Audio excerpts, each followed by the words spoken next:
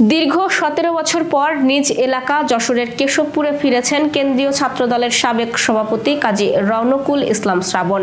আমাদের প্রতিনিধি কামরুজ্জামান রাজু জানিয়েছেন, শনিবার বিকেল 5টার দিকে তিনি কেশবপুরে পৌঁছালে শত শত মোটরসাইকেল আর যানবাহনের মিছিল নিয়ে তাকে বরণ করে নেয় হাজারো বিএনপি ও অঙ্গ সংগঠনের নেতাকর্মী। তার আগমন উপলক্ষে কেশবপুর শহর থেকে প্রত্যন্ত গ্রাম পর্যন্ত ঝুলানো হয় ব্যানার ফেস্টুন। শ্রাবণ কেশবপুরে প্রবেশ করলে রাস্তার দুধারে দাঁড়িয়ে সাধারণ মানুষ হাত নেড়ে তাকে স্বাগত জানান। এ সময় তিনি সর্বপ্রথম কবর জিয়ারত করেন জনপ্রিয় বিএনপি নেতা প্রয়াত আবু বকর আবুর। পরে পথসভায় অংশ নিয়ে বিএনপির রাষ্ট্র মেরামতের 31 দফা প্রচারপত্র বিতরণ করেন।